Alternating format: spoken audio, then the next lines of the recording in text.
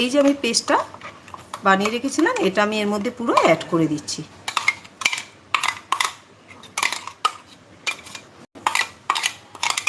এটার মধ্যে না আমি পরে একটু গরম জল দিয়ে এটা গুলে এর মধ্যে দিয়ে দেবো। এটা আটকে গেছে তো, একটু গরম জল দেবো পরে অ্যাড করে এর মধ্যে দিয়ে দেবো। এখন না, পরে। এখন যতটা দেওয়া যায় আমি কাচিয়ে নিয়ে নিলাম।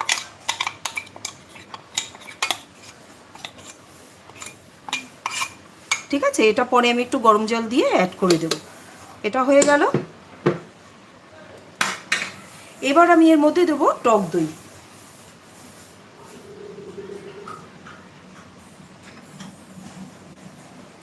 এখানে দেখো 1 কাপ টক দই আছে। এই 1 কাপ টক দই এটা আমি এর মধ্যে অ্যাড করে দিচ্ছি। তোমরা যদি 500 গ্রামে করো তাহলে কিন্তু হাফ কাপ নেবে। তো এই 1 কাপ টক দই দিয়ে দিলাম। এটাও আমি পরে একটুখানি গরম জল অ্যাড করে সব কিছু ধুয়ে দিয়ে দেবো, কেন কি এগুলোর মধ্যে একটু লেগে লেগে আছে, কোনো কিছুই আমি নষ্ট করব না। সামান্য একটু গরম জল অ্যাড করে পরে ধুয়ে দেবো। আচ্ছা, এটা হয়ে গেল। এবার আমি এর মধ্যে দিয়ে দেবো এই বেরেস্তাটা।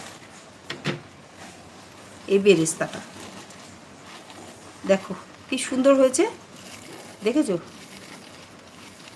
পুরো এরকম গুঁড়ো হয়ে যাচ্ছে। এবার এরকমভাবে গুঁড়ো করে এগুলো বেরেস্তাটা পুরো দিয়ে দেবো। দেখো পারফেক্ট হয়েছে একদম বেরেস্তাটা। আমি পুরো টিপস সমেত কিন্তু তোমাদের বলে দিলাম, সবাই কিন্তু এত এরকম টিপস দেয় না, আমি সমস্ত সমেত কিন্তু বলে দিলাম। দেখো বেরেস্তা কিন্তু চট করে কারোর এরকম গুঁড়ো হয় না, দেখেছো কি সুন্দর গুঁড়ো হয়ে গেছে। আচ্ছা, বেরেস্তাটা দিয়ে দিলাম, হয়ে গেল। এবার আমি এর মধ্যে দিয়ে দেবো নুন। আমি তো আগে একটু নুন দিইনি, এবার পরিমাণ মতো নুন অ্যাড করছি। আমার কিন্তু ইন্ডাকশন কিন্তু বন্ধ আছে, বারবার করে বলছি গ্যাসের ফ্লেমটা কিন্তু এই সময় কিন্তু বন্ধই থাকবে। নুনটা দিলাম, আর একটু নুন দিয়ে দিচ্ছি। নুনটা কিন্তু তোমরা পরিমাণ বুঝে দিও। নুন আর মিষ্টি এই দুটোর মাপটা আমি শুধু বলি না, বাকি সমস্ত ইনগ্রিডিয়েন্টসের মাপ কিন্তু আমি মাপ সমেত বলে দিই। হয়ে গেল। এবার আমি 4টে কাঁচা লঙ্কা দিয়ে দিয়েছি। আমি একটু বড় বড়ই নিয়েছি, তোমরা পারলে ছোট দিও। আচ্ছা, এখানে কিন্তু আমি লঙ্কাগুলো ভেঙে দেবো না, যেহেতু আমি 1 টিস্পুন লঙ্কার গুঁড়ো দিয়েছি, তাই গোটা গোটাই কাঁচা লঙ্কাগুলো থাকবে। এবার এটা আমি আগে ভালো করে নাড়িয়ে নেব আলুগুলোর সাথে। তারপরে আমি কি সুন্দর দেখো দেখতে হয়েছে, একদম রেস্টুরেন্ট স্টাইলে আমি এটা দেখাচ্ছি, একবার ট্রাই করো, দারুণ হয় খেতে। আগে কিন্তু এইভাবে এটাকে মিশিয়ে নেবে, ঠিক আছে? আগে মিশিয়ে নিতে হবে, ভালো করে আগে মিশিয়ে নেবে গ্যাসটা অন করার আগে। দেখো আমি মিশিয়ে নিচ্ছি। এর মধ্যে কিন্তু আরও 3টে জিনিস পড়বে, ওতে কিন্তু ফ্লেভার আরও দ্বিগুণ বেড়ে যাবে। আগে মিশিয়ে নিই ভালো করে,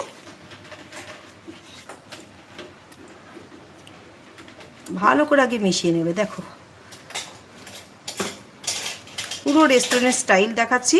তোমরা চাইলে 500 গ্রাম এতেও কিন্তু বেবি পটেটো দিয়ে করতে পারো। আমি 1 কেজি নিয়েছি, যদি মনে হয় যে অল্পতে করবে তাহলে 500 গ্রামে করো। এবার আমি কিন্তু ইন্ডাকশানটা অন করে দিলাম, দিয়ে এবার কিন্তু আমি চাপা দিয়ে দেবো।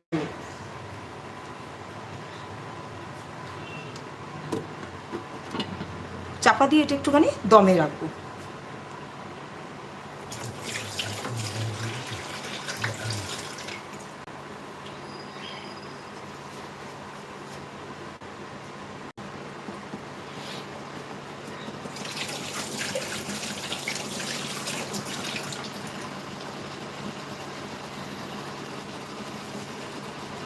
আচ্ছা, চাপা দিয়েই কিন্তু পুরোটা এভাবে চাপা দিয়ে রেখে মাঝে মাঝে কিন্তু এটা একটু তুলতে হবে, তুলে কিন্তু একটু নাড়া দিতে হবে, নাড়িয়ে দিতে হবে। দেখো আমি দিচ্ছি।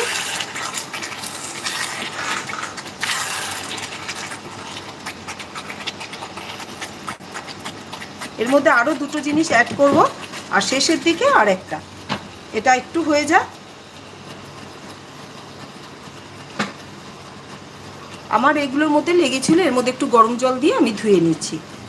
আচ্ছা, আমি সবসময় বলি যারা নতুন বন্ধু তাদের জন্য বলছি, আমার পুরনো বন্ধুরা সবাই জানে আমি সবসময় এই কথাটা বলি, যে কোনো রেসিপিতে যখনই জলটা অ্যাড করবে গরম জল অ্যাড করবে।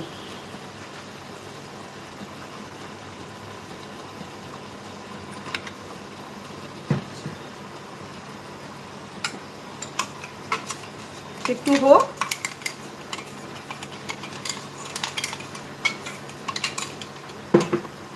আবার একটু তুলবো, তুলে একটুখানি নাড়িয়ে দেব। প্রথমে 2 মিনিট একটুখানি এটা হাই ফ্লেমে করবে, ঠিক আছে? তারপরে গ্যাসের ফ্লেমটা কিন্তু মিডিয়ামে রেখে দেবে।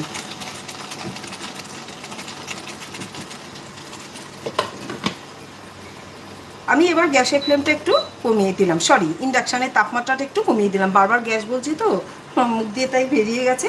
ইন্ডাকশানের তাপমাত্রাটা কিন্তু একটুখানি কমিয়ে দিলাম। আচ্ছা, এবার আমি এই আমার মিক্সিং জারে লেগে আছে, ওটা আমি একটুখানি ধুয়ে মানে গরম জল দিয়ে একটুখানি ভালো করে ওটা ধুয়ে নিচ্ছি। ওটাও কিন্তু আমি এর মধ্যে অ্যাড করে দেবো। অনেকটা লেগে রয়েছে, টক দইয়ের বাটিতেও অনেকটা বেশ লেগে রয়েছে। সব কিছুই কিন্তু আমি গরম জল দিয়ে ধুয়ে ওর মধ্যে অ্যাড করে দেবো। আচ্ছা, যারা আজকে আমার নতুন বন্ধু, লাইভ নতুন জয়েন করেছো, তাদের জন্য বলছি প্লিজ আমার চ্যানেলটি সাবস্ক্রাইব করে দিও। আর একটা প্লিজ অন্তত ভিডিওতে লাইক দিয়ে দিও। তোমরা আমার চ্যানেলটা ভিজিট করো, ওখানে আমার প্লে লিস্ট আছে, প্লে লিস্টটা ওপেন করলেই দেখতে পাবে আমার ভ্যারাইটি রেসিপি কিন্তু ওখানে দেওয়া আছে। ভেজ, চিকেন, ফিশ, পরোটা, পটল রেসিপি সমস্ত কিন্তু আলাদা আলাদা করে দেওয়া আছে। ওগুলো কিন্তু তোমরা ভিজিট করতেই পারো। আমার এমনি ভিডিও আগে সব দেওয়া আছে, লাইভ ভিডিওগুলো সব পোস্ট করা আছে, প্লিজ একবার তোমরা দেখে নিও ওগুলো। আবার আমি তুলছি, মাঝে মাঝেই কিন্তু তুলতে হবে।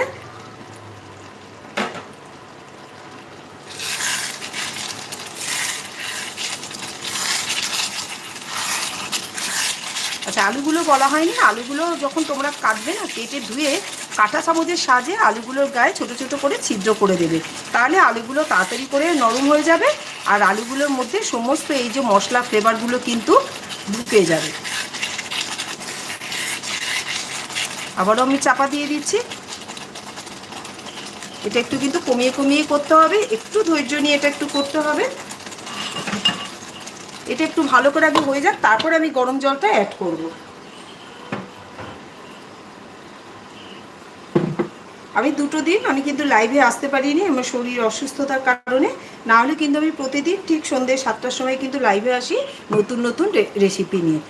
এত গরমের মধ্যেও তোমরা আমার ভিডিও এত ধৈর্য ধরে দেখো, তাই আমি চেষ্টা করি সবসময় অল্প সময়ের মধ্যে ভালো রেসিপি তুলে ধরার। আমি কিন্তু অযথা সময় নষ্ট করি না, আমি চেষ্টা করি সব কিছু হাতের কাছে জোগাড় রাখতে, যাতে খুব অল্প সময়ের মধ্যে একটা রেসিপি, ভালো রেসিপি তোমাদের সামনে তুলে ধরতে পারি।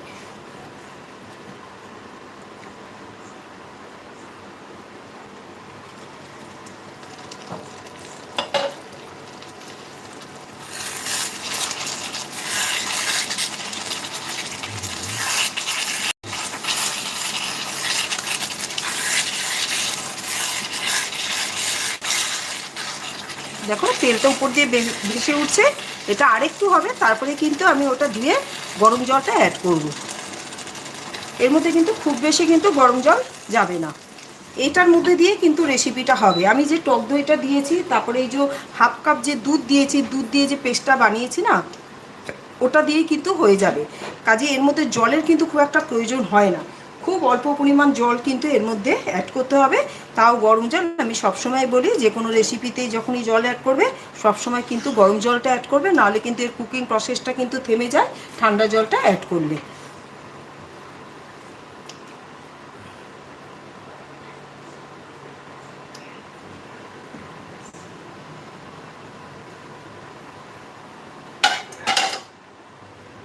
আবার একটু তুলে নিয়েছি, মাঝে মাঝেই তুলে তুলে দেখো কি সুন্দর কালার চলে আসছে, মাঝে মাঝেই তুলে এটা কিন্তু নাড়াতে হবে।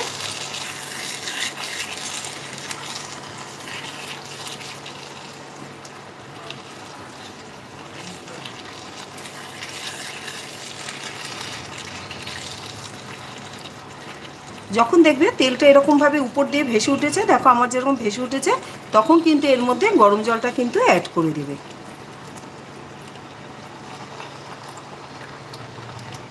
আমি কিন্তু এখানে হাফ কাপের মতো একটু জল কিন্তু অ্যাড করেছি।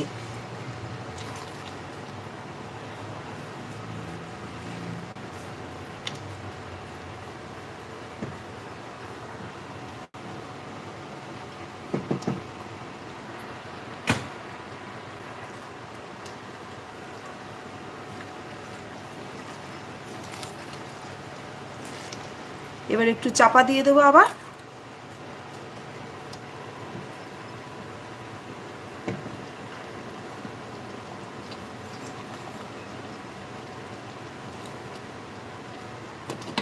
এটা কিন্তু একদম হাইতে কিন্তু করবে না, হাইতে করলে কি হবে, আলুগুলো ভালো করে সেদ্ধ হবে না, আর সব থেকে বড় কথা রেসিপিটার কিন্তু স্বাদও আসবে না। এটা কিন্তু একদম ওই মিডিয়াম টু লোতেই কিন্তু গ্যাসের ফ্লেমটা কিন্তু এই সময় রাখতে হবে, রেখে ধীরে সুস্থে করতে হবে, একটু ধৈর্য নিয়ে। কেন কি দেখলেই তো আমি গ্যাসের ফ্লেম অফ করে আমি বলেছি ওগুলো সব মেশাতে, তারপর এটা অ্যাকচুয়ালি দমে কিন্তু হবে। যত ভালো বেশি এটার মধ্যে দম দেবে তত কিন্তু এটার রেসিপিটার কিন্তু টেস্টটা হবে, মানে চাপা দিয়ে যত বেশি করবে তত কিন্তু রেসিপিটা টেস্ট হবে।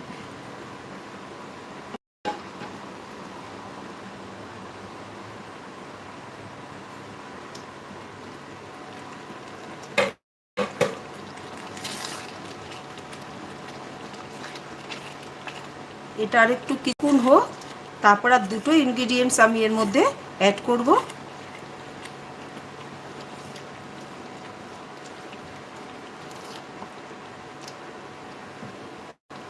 আবার একটু চাপা দিয়ে দিচ্ছি।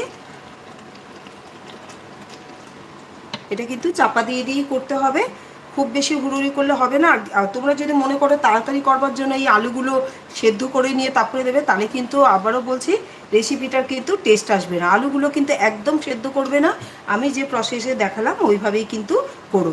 একটু সময় লাগে এই রেসিপিটা করতে, মানে একটু এভাবে দমে দিয়ে দিয়ে করতে হয় তো, চাপা দিয়ে দিয়ে, সেই জন্য একটু সময় লাগে।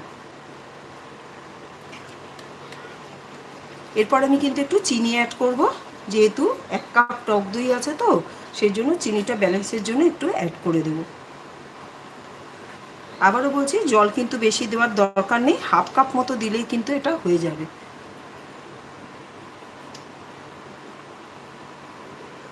আবারও উঠাচ্ছি, মাঝে মাঝে উঠিয়ে কিন্তু নাড়িয়ে নিচ্ছি। দেখো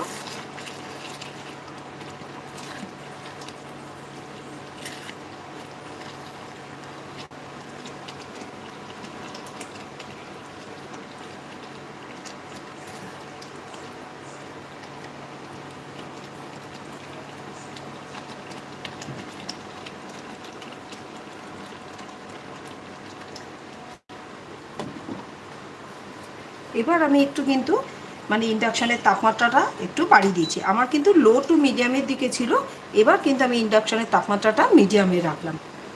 ওটা তোমরা করতে করতেই বুঝবে। আমার আলুগুলো কিন্তু মোটামুটি একটু সেদ্ধ হয়ে গেছে, কুক হয়ে গেছে, তার জন্য একটুখানি আমি ইন্ডাকশানের তাপমাত্রাটা কিন্তু একটু বাড়িয়ে দিলাম।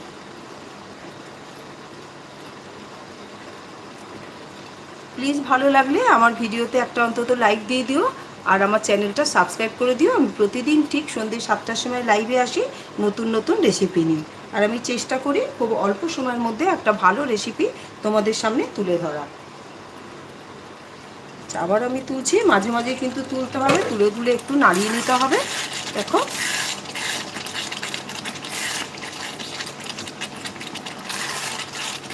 এবার কিন্তু আমি একটুখানি চিনি অ্যাড করবো এর মধ্যে।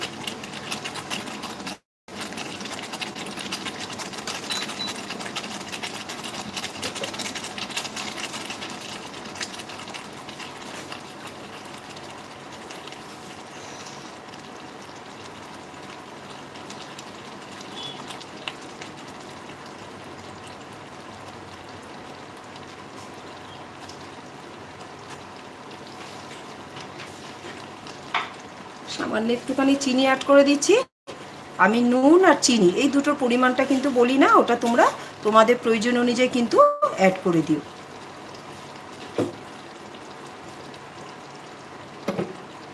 দেখো চিনিটা অ্যাড করে দিলাম। এবার চিনিটা একটু ভালো করে গুলতে দিতে হবে।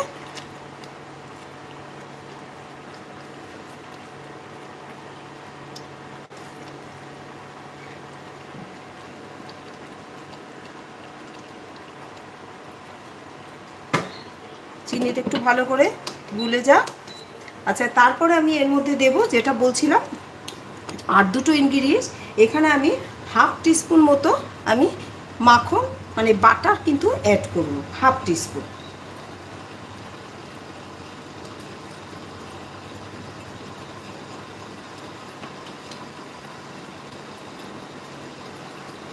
চিনিটা দেখো গোলা হয়ে গেছে। এবার দেখো 1/2 টিস্পুন আমি বাটার অ্যাড করে দিলাম এর মধ্যে।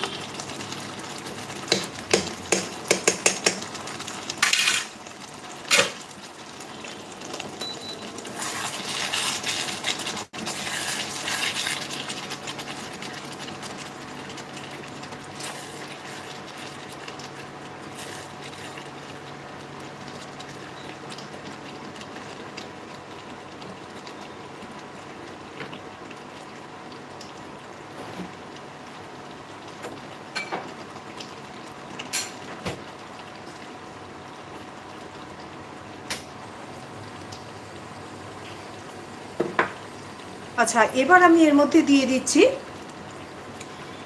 2 টিস্পুন পুদিনা পাতা, 2 টিস্পুন দিলাম পুদিনা পাতা। আর দিয়ে দিচ্ছি ধনে পাতা, ওটাও 2 টিস্পুন মতো আমি ধনে পাতা দিয়ে দিলাম।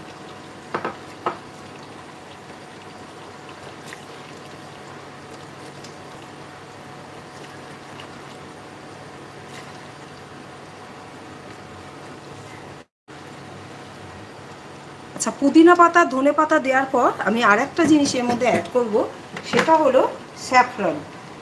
ওটা খুব বেশি না, 2-3টে স্ট্রিম দিলেই হবে। দেখো এই 2-3টে স্ট্রিম আমি এর মধ্যে দেখো স্যাফরনটা দিয়ে দিলাম।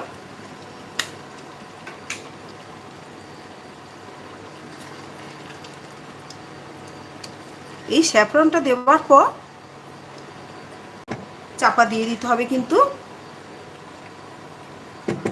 আবার কিন্তু ঢাকা দিয়ে দিতে হবে।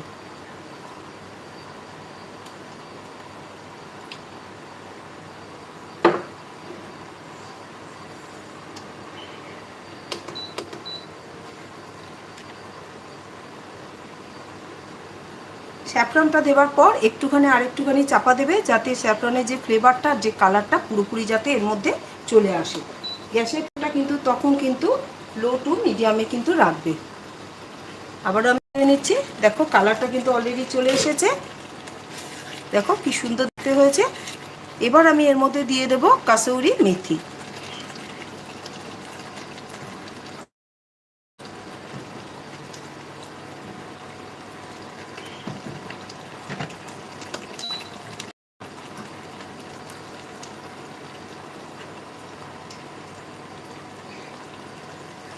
এখানে দেখো 1 টিস্পুন রোস্ট করা আছে। আমি সবসময় বলি কাসুরি মেথি অ্যাড করবার সময় ড্রাই রোস্ট করে কিন্তু তোমরা কাসুরি মেথিটা অ্যাড করবে। এখানে আমি রোস্ট করে নিয়ে কিন্তু কাসুরি মেথিটা অ্যাড করলাম। এটা আমার ড্রাই রোস্ট করা ছিল।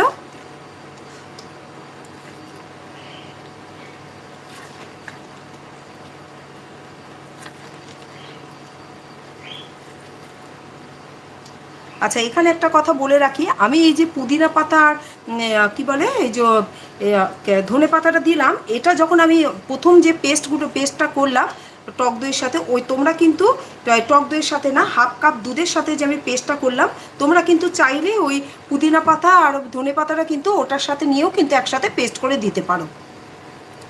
আমার উপর থেকে আমি দিলাম কেন, মনে হলো এতে আমার ফ্লেভারটা বোধহয় বেশি ভালো আসবে, তাই আমি আলাদা করে কিন্তু এটা দিয়েছি, আমি তাই এটার সাথে অ্যাড করিনি। এবার আমি এটা চাপা বন্ধ করে দিচ্ছি, দিয়ে এবার করতে হবে কি, এটার মুখটা কিন্তু আটকে দিতে হবে। দেখো একটা লবঙ্গ দিয়ে এটার মুখটা আমি আটকে রেখে এটা কিন্তু চাপা দিয়ে দিতে হবে, যাতে পুরো ফ্লেভারটা চলে আসে, এখান থেকে যাতে কোনো রকম কিছু না বেরোয়। আচ্ছা, আমি আবার আরেকটা কথা বলে দিই, যারা আমার নতুন বন্ধু, আমি সবসময় বলি যে কোনো রেসিপি শেষ কিন্তু 2 থেকে 3 মিনিট কিন্তু স্ট্যান্ডিং টাইমটা মাস্ট। স্ট্যান্ডিং টাইমটা দিলে কি হয়, রেসিপির মধ্যে কিন্তু পুরো ফ্লেভারটা কিন্তু চলে আসে। আমরা কি করি, রেসিপি করার সাথে সাথে কিন্তু একটা পাত্রে নামিয়ে নিই, সেটা কিন্তু করো না। যে কোনো রেসিপি করার পরে 2 থেকে 3 মিনিট স্ট্যান্ডিং টাইম দেবে। আর একটা উপকার হয়, স্ট্যান্ডিং টাইমটা দিলে উপর থেকে কিন্তু পুরো তেলটা কিন্তু ভেসে ওঠে। আর এই যে আমি হায়দ্রাবাদি নিজাম দম আলু করছি, এটা কিন্তু এমনিতেই করতে হবে। আমি যেটা বললাম, লিডের মুখটা কিন্তু একটা লবঙ্গ দিয়ে কিন্তু আটকে দেবে, যাতে এখান থেকে কোনো রকম ফ্লেভারটা না বেরোতে পারে, পুরো ফ্লেভারটা যাতে এর মধ্যে ঢোকে। কেন কি আমি ধনে পাতা দিলাম, পুদিনা পাতা দিলাম, আর দিলাম হচ্ছে কেশর, ওটা কিন্তু খুব সুন্দর একটা ফ্লেভার বেরোবে, যার জন্য কিন্তু এটা আমি মুখটা কিন্তু আটকে দিয়েছি। তাহলে তোমরা এইভাবে রেখে মুখটা আটকে রেখে কিন্তু তোমরা 2 থেকে 3 মিনিট কিন্তু স্ট্যান্ডিং টাইমটা দেবে। অন্যান্য রেসিপিতে কী হয়, আমি এমনি লিডটা দিয়ে দেখাই, কিন্তু আজকে কিন্তু লিডটা দেওয়ার পর মুখটা কিন্তু লবঙ্গ দিয়ে আটকে রেখে 2 থেকে 3 মিনিট কিন্তু স্ট্যান্ডিং টাইম দেবে। আমি এখানে লাইভ করছি, তাই আমি এতটা সময় নেব না, আমি তাই তুলে তোমাদেরকে দেখিয়ে দিচ্ছি। আর প্লিজ তোমরা আমার চ্যানেলটিকে সাবস্ক্রাইব করে দিও, আর ভিডিও ভালো আমার শেষ হয়ে গেছে একটা অন্তত লাইক দিয়ে দিও।